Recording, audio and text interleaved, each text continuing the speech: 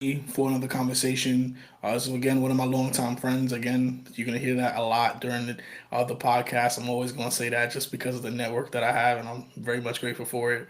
But one of my longtime friends who grew up together at Church of Revelation in the Bronx, New York. Still good friends to this day, even though she travels back and forth to and from New York. She is a singer, even though she doesn't like to sing as much anymore, but she definitely got the vocals. She is very much based in education. She is the assistant director of STEP at Hostos Community College.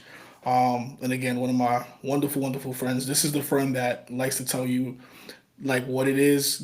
Everyone has that friend that doesn't tell you, what it is that you want to hear, but you need to hear it. That's that friend, and that for me, that's Jolene Brown. What's going on, Joe? How you doing? Hello, hello, hello. How you feeling? Good. I'm tired. I I'm feel you. I tired. feel you. I feel you. Have you been? You've been traveling recently. I have been. I just got back from Jamaica a week ago. Right? Perfect. Yeah, a week ago. How Week was ago it? yesterday. It was great. We were out there doing a medical missions trip. Um, Organization my parents started in the late 80s, 90s. Nice. So since the pandemic, we haven't been able to be back. So finally went back. It was long, long days, but very rewarding to Good be for able to you. support. Good for you. Did you get to see any family, any friends at all? Not really. We were working the whole time. I saw my dad, but not like I didn't get to see my grandma. Okay. But the rest of my family's in New York, Florida, they all around the world. I mean, all Yeah, around the states. Let me say. that's good. I was reading a post the other day that talked about how Jamaica is such a small island, but globally has such a large impact. And I was It's thinking about, I'm crazy. like, yeah, it It's really crazy. does. Yeah, And you think about it, it's like everyone. You ever hear somebody with some sort of Caribbean accent? They automatically think they're Jamaican. I think that just shows like how much of a impact Jamaican culture has made on society from such a small itty island, like itty bitty island. yeah. But Yeah, why do you think that is? Like, and where do you feel like that comes from? So because I mean, for me personally, Jamaica is my one of my not even one. It's my favorite country to travel to. hmm I've gone twice. I think the first time kind of solidified it for me, being that I got a chance to study abroad and hmm stay out there for a whole month and change. But what is it that you think about Jamaica like that it has that impact globally? Even it's like small but mighty. I I I think that just the mindset of Jamaicans as a whole is like just to be their best self, Yeah. right? Like so that's just very easy to see and like people want to emulate, and really the music culture kind of pushes that as well.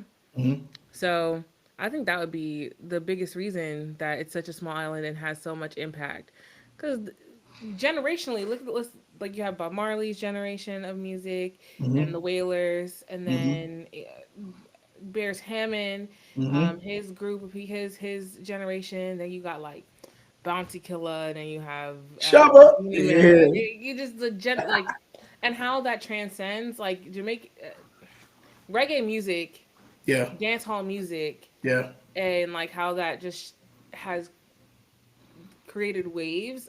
Also adds to it, like the fact that we might have to look this up to be sure, but the dance hall queen or dance hall queen wasn't they Japanese? Like Yeah. like just Hmm. how it yeah, great. Absolutely. Absolutely. So a lot of rich culture. I'm sure you'll be hmm back in Jamaica soon. Yes, I'll be back in May. I'll be back there in that's, May. that's hmm good. That's good. Um, as we all know, your background is very much deeply rooted in education, especially working with underrepresented students. So talk about that a little bit. Where does that desire for you to work with students that come from the same backgrounds we came from, hmm and why you wanted to take it to the professional level? So, full transparency, this was not the goal. This was not the goal at all. Yeah. So, like going into college, I was gonna be a dentist. Like there was nothing that anyone told me that I could not, and I was gonna be a dentist. You couldn't tell me anything else. That's what I was gonna do. Um, but I still remember one time. I think it was like ninth or 10th grade. There was a girl in my class. She made a statement. She was like, "I don't know why they put me in this class. I'm dumb. Like I don't like. They just need to let me go. Like I don't want to be here." And I remember like that being, and me just looking at her like, "No, like you were so young to have that mindset already be giving up on life." And to be honest, like I could not tell you her name, but I remember that moment. I remember that moment being like, we have to continue to speak life into people. Of course, I was 13, 14. Like I didn't really use those words, Yeah, but sure. that sentiment was still there. Like, no, speak life into yourself. Like I told her, like, no, don't talk about yourself like that. Like you can do this. But I always knew that I wanted to give back to my community. I didn't know how that what that's going to look like, and at the time, I thought I was going to be a dentist and go kind of like step into my dad's shoes, and give back to my community that way. And then freshman year, I did my first biology class, my first college level biology class, because I was always in like um, There's a difference. That high very school much a bio difference. and that Yes, college bio is yes, very two different, different very bios. different. And I had a better affinity for math anyways. So when I went to the college bio class, I hated it. It was horrible. And it was a weeder class. They definitely weeded me out of pre-med. Yeah. But then from there, I went to education. That's why it took me 5 years to do my degree because I was everywhere. I did education with the math concentrate for about a semester, 2 semesters. Then I did business, and that's where I landed on this business project management, and that's what pretty much what I do now. Although like I have a business degree, nonprofit was always where my heart wanted to be. So now I'm now the assistant associate director of the STEP program at Hostos, kind of just building out programming. And I have my master's degree in executive leadership, so that kind of builds it together. But like looking at my resume, it's been enrichment program, it's been social services left and right. But everyone needs a project manager, so it works out. Very true, especially in this day and age. It's Hmm. becoming much popular. So I'm glad that you kind of already have the credentials. You're already doing the practical work Yeah. behind the scenes and in the front lines and on the front lines as well. So that's really cool. What does a typical day look like for you in your role? I'm pretty sure, essentially, doing project management, you have a bunch of tasks that you're trying to complete, a bunch of things that you need to get done. So what does a typical day look like for you? A typical day. That's okay. So right now, just in the semester, the portion of the semester that we're in, I'm working. Mm, I want to say like 10 to 8, Monday to Thursday. Fridays, I'll jump into meetings if I need to. But throughout that time, I'm talking to partners, checking, make sure that we're submitting our reports on time, checking with. So it's me, and then I have two people who work with me, Megan, shout out Megan, and one of our other our admin assistant. So we just all work together to make it work. But it's really just communicating with organizations, communicating with school partners, parents. It's different day to day. There's different fires each day to put out. Some don't get put out until the next day, but it's different every day. Do you do you worry at all with and of course we don't have to get too political, but do you worry at all with the whole We can get political. because I know this affects your work and it Yeah, affects mine as well. yeah, But do you worry at all about any of the like DEI cutbacks, every what that day. looks like for your job, what it looks like for your students, parents, how it affects it? I mean, because it ends up being a chain reaction. Yeah, It's not just affecting one person. It really affects the whole system. So where are you at with that? Like how do you feel like the cutbacks may or may not affect you in the long run? I think the sentiment that I keep hearing is we're in New York, we're gonna be all right, and I Yep. think that is very tone deaf to think that. I've been just telling my team like hope for the best, but prepare for the worst. So like if that means starting to look at your resume, start like looking at transferable skills so that you can get out of maybe the DEI education space and move into something else.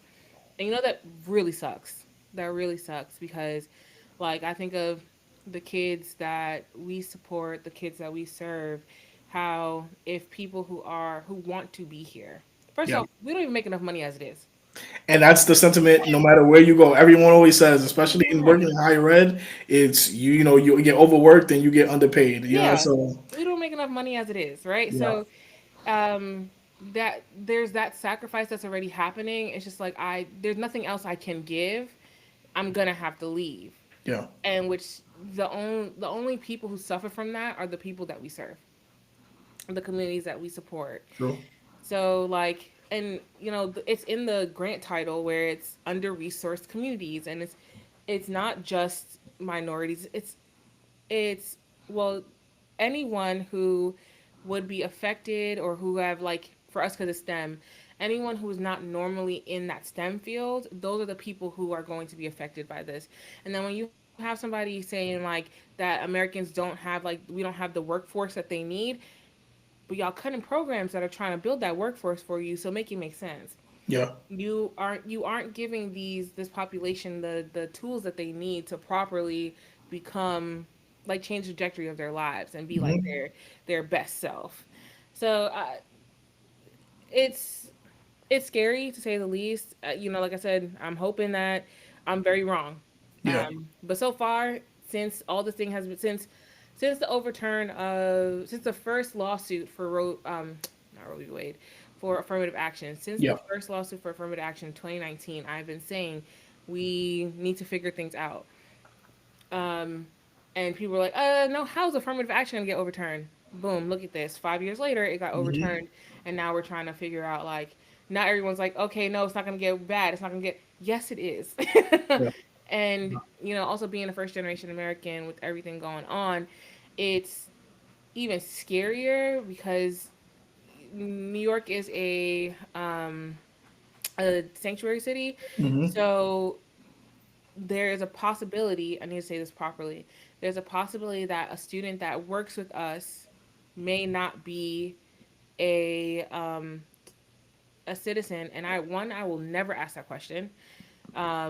Two, um those kids still need support. Absolutely. So all, and like, it's just taking away the humanity from it. And it does break my heart to see how quickly these organizations, companies have just decided to be like, oh, we was just there for the check, which is, people have been saying that since 2020. Yeah. These organizations do not care, and they're only here for a check. Just don't, like, just wait for it. And here we are again, waiting. We waited long enough, and now we see how they act. And it's so interesting too, especially like working with STEM students and understanding how STEM is so important in this day and age. And when you try to strip away programs that we try to put our students in, it's like where are you gonna get your black lawyers from, your black doctors? Like Right, where are you gonna get them from? Especially in New York City, when they're right. taking advantage of programs, like a C step, like a step. Like why? Where do you get them from now? Especially, and there's also an economic advantage, and I think that's something that we also have to push too, where you get to retain your students who have grown up in the city, who know the city, who know the culture, and want to contribute to the economy. It's Hmm. still working in the same hospitals and at the same colleges, all that kind of stuff. So I think that information needs to be pushed, and more of the narratives of our students and their experiences, the support that they receive, the resources that they receive while they're in college, and even prepping before they even get to college. Obviously, I know with STEP focuses more on the high school Hmm. students and prepping them for college, but they're getting that prep early on, and it's a very unique program. And so Yeah. I would hate to see something like that go away. But I'm one of those people where it's like, yeah, it's New York. If you give the power to the states, New York is one of those states where, and you and I can kind of attest to this, where I think from an education standpoint, they have some setbacks, but more or less, New York does, I think, a pretty good job as it pertains to preparing students in education. Yeah. I mean, we can knock out Common Core and then put that stuff away, but I think in terms of prepping students for like the next level of schooling, depending on the type of school you go to in the district, because I know that matters. New York does a pretty good job. Um, I would I would say yes. Because I did some of my practicum hours in when I was an education major in Virginia. So like being able to come to see how Virginia education compared to New York education is, um, I will say that we do prepare them, especially like with the testing. I just feel like overall though, since the pandemic, a lot of students are having a hard time adjusting, even though we're 5 years later. Like they're still having that time, that adjustment period that Yeah, they're struggling with. yeah, yeah, and Yeah. it's unfortunate, which means we got to dish out some more resources and services to help these students. But It's just the again, worst time. It's the worst timing for it is. for like them to try to pull funding from programs like ours. But sidebar, anybody who has a kid from 7th to 12th grade who needs academic support, y'all can sign up for the Hostel Step program. It's free. Yes, and we will add the It contact is a free information. program and a free support. So, Yes. um, Yes, we will add the contact information mhm. in the show notes so that everyone has access to it, and you can reach out to Jolene if you have any questions about the program. Um, Last question, kind of on this like project management, DEI kind of stuff. If you tie into like your business experience too, and you had to create your own non for profit organization, what would that look like for you?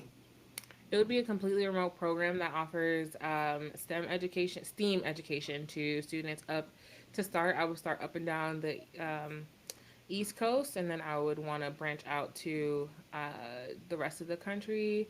Um, Also, create programming that offers international students opportunity to work with the students that are in the U.S. That way, they can kind of build a global, a worldwide network Yeah. for them as they grow, as they get older. Um, but it would be STEAM, not just STEM, because I really do think that the arts and humanities can open the minds of children. I wish we could do more um, like reading with them as well. Mhm. So just adding an component into it, I think, would be very helpful. Yeah, yeah, I could definitely see that happening. That would Hmm. be a really cool thing to see kind of be brought to life. I hope you do it at some point. Listen, my education friends, just know that if you get a knock on your door or a phone That's call right. or text message, it's time. It's time. Absolutely. No, that's dope. I really do hope it comes to life, and I can't wait to see it. I'm already speaking it into existence, so it'll definitely happen. Let's highlight a little bit about your upbringing. Obviously, you know we've already highlighted that you're from Jamaica, but Hmm. you grew up in the Bronx. So talk to me a little bit about your experience growing up in the Bronx, from going to school, traveling in New York City, going to church in New York City, everything from your experience growing up in New York. Um, Growing up as a first gen American, it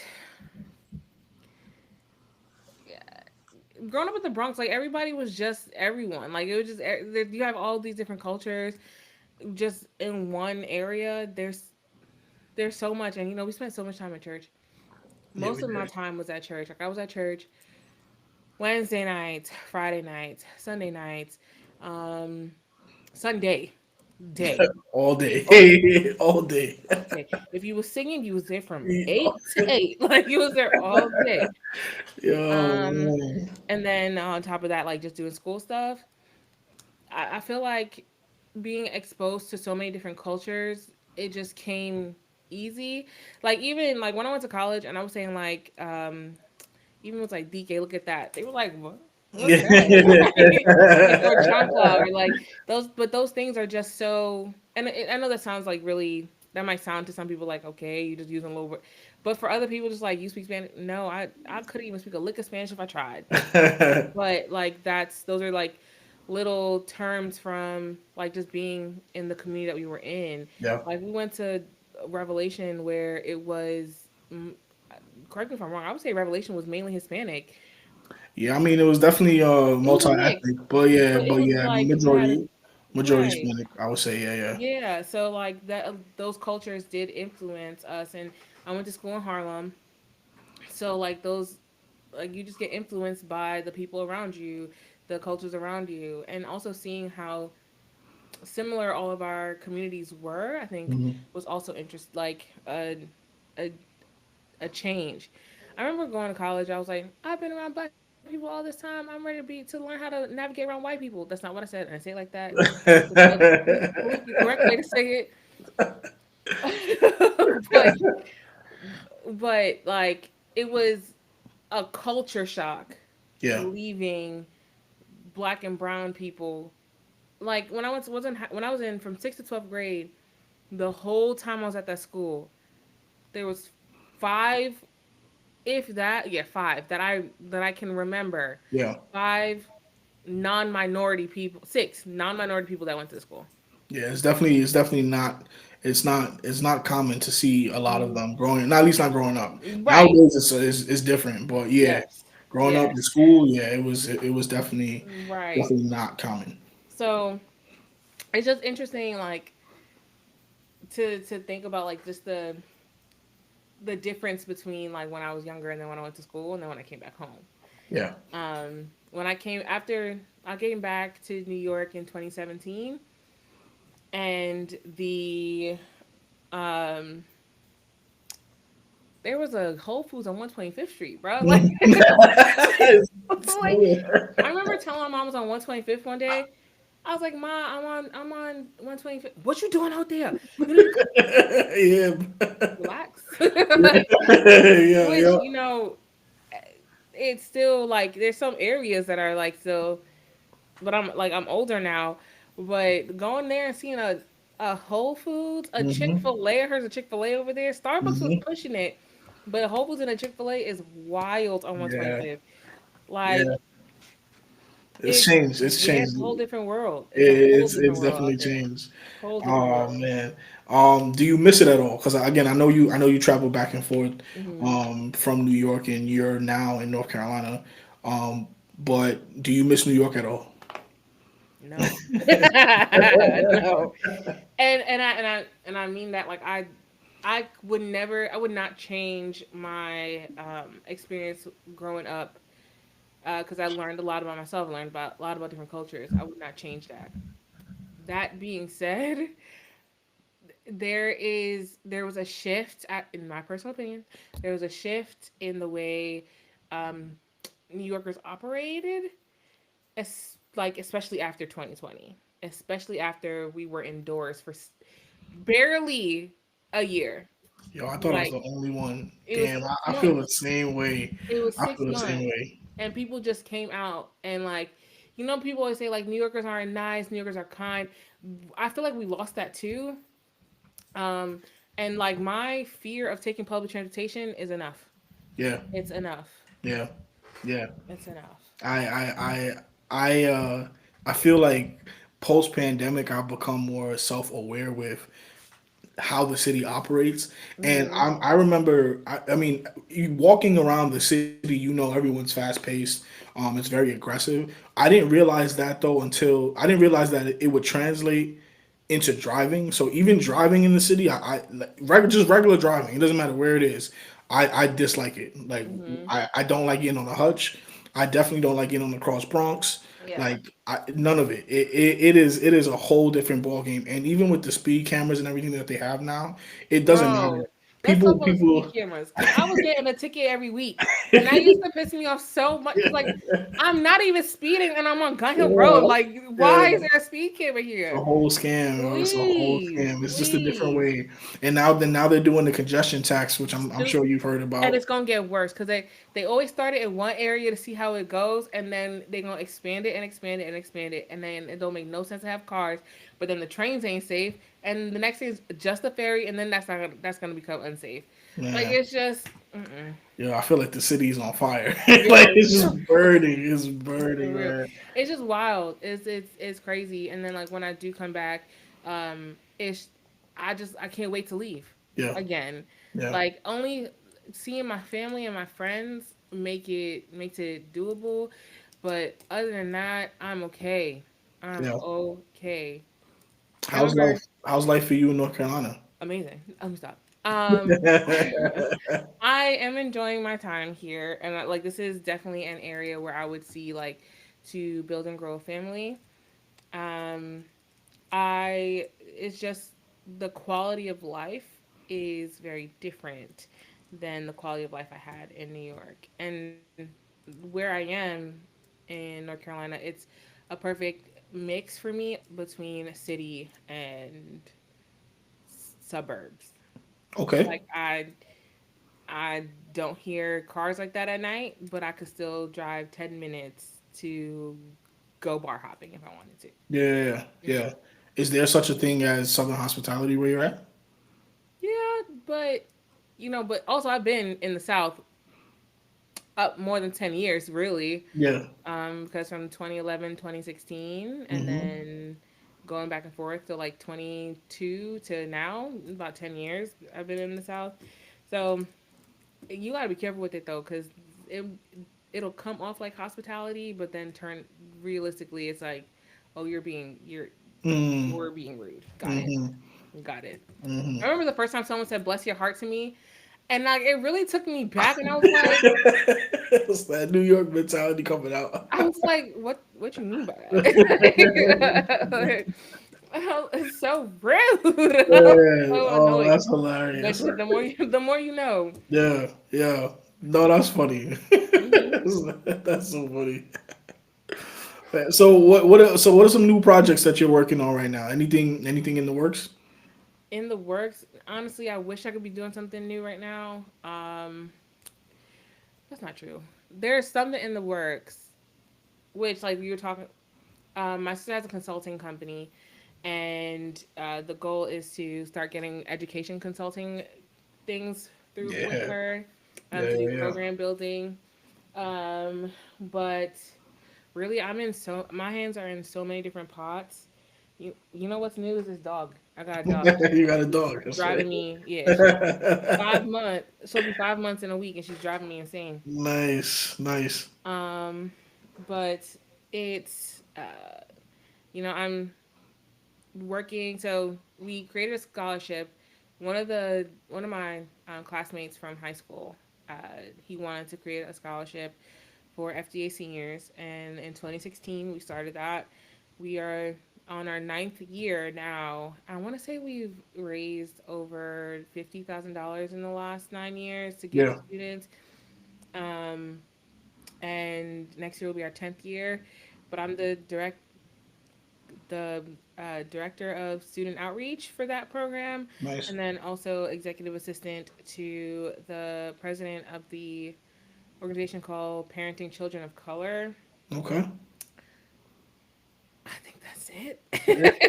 it. I'm sure there's something I'm missing. I know there's something I'm missing. I Yeah, just yeah, can't yeah. think of it. Oh, the organization for my with my parents. Nice.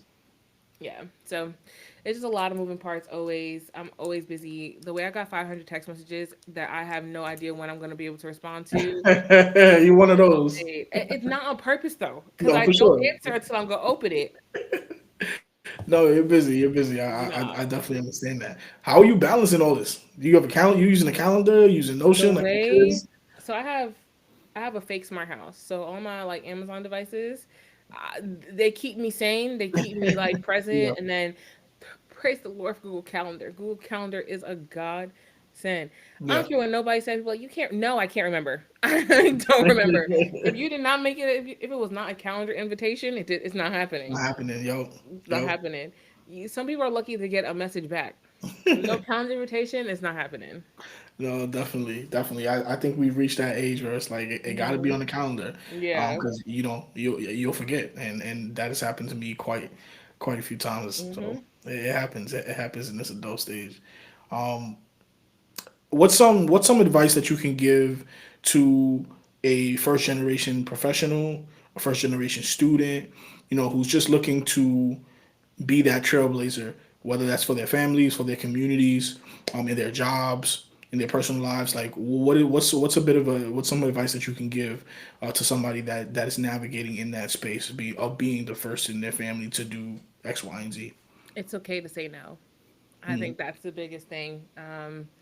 I was blessed. My sister and I were blessed to have a mom who didn't like keep us in a bubble. Mm-hmm. Like she knew that I wanted, like at one point, wanted to be a dentist. But then when I told her like I was unsure, it was that's fine. Let's figure out what's next. Mm. Um, Especially if they're just you said if they're just going to college, Either they're they're just going to 17, college or they 18. graduated. Anybody You're in that 17, first generation 18. space. Mm-hmm. Yeah, you're 17, 18. You don't know what you want to do with your life. And I think that is very, very true. There's no way we should be giving 17, 18-year olds the keys to the kingdom of their life in a way where they're going to be making decisions that they have to like they're cemented in for the next 50 years because you Mm-hmm. can't retire till you're 67. Mm-hmm. So if you're 17, you got 50 more years of like this one decision that you have to make when you're 17, and that's tough. Mm-hmm. And it's okay to pivot. It's okay to say no. That like okay, well that's not what I want to do. So I guess my it's okay to say no, and it's okay to pivot. It's okay to change your mind and blaze the path that is going to give you one happiness is the main thing. Mm-hmm. Um, your happiness is the main thing. Your parents' happiness is not should not be the at the forefront of your Yeah. mind. Yeah. It should be your happiness because if you're not happy, anything that you do after that will not be um, for your benefit. Mm-hmm. And we only got one life. We can't keep pleasing everybody. And I'm saying speaking to myself when I say that we can't keep pleasing everyone else. We need to be happy. Yeah. We need to be the ones who are okay. I agree. I agree. And I thank you again for this time of just being able to share your perspective on life, where you're at, and how you're moving, and you got a lot going on. So I'm glad I was just able to get on your calendar. I appreciate For real, this. it's a lot, but I'm glad I was able to make it and able to like have this conversation.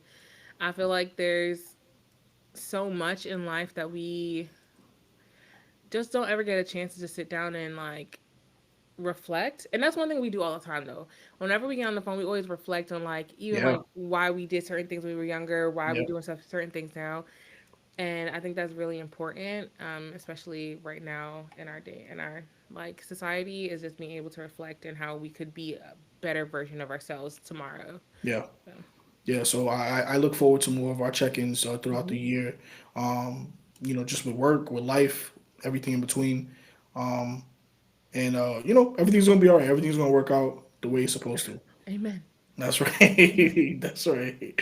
Well, again, thank you for joining me on this Mhm. conversation. I'll see y'all all in the next conversation. Take care.